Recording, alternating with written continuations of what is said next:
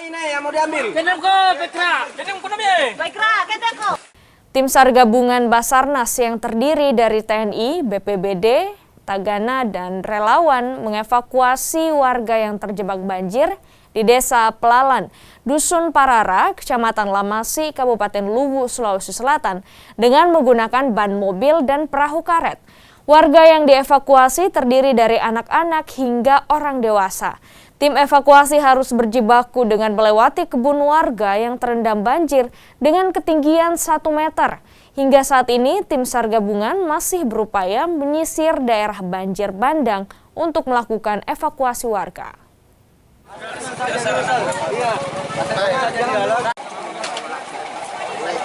Ini kejadiannya sekitar jam berapa, Pak? Naiknya air sekitar setengah 5. Setengah 5 air, baru air naik langsung besar, enggak seperti banjir-banjir biasa, bang bersusun air itu datang air langsung. Mau menyeberang banyak kayu. Kalau di rumah Pak ada berapa anggota keluarganya, Pak?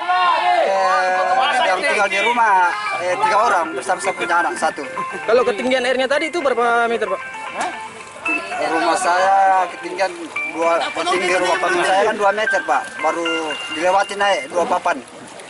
Kondisi banjir terpantau sudah berangsur-angsur surut, namun kami tetap menerima beberapa informasi terkait warga yang membutuhkan evakuasi dan termasuk adanya laporan 4 yang terkonfirmasi malam ini yang tertimbun longsor. Akan kami tindak lanjuti informasinya.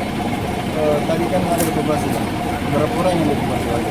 Untuk yang tadi kami evakuasi bersama dengan SAR gabungan, ada 3 orang sekeluarga, terdiri dari 2 dewasa, suami istri dan 1 anak.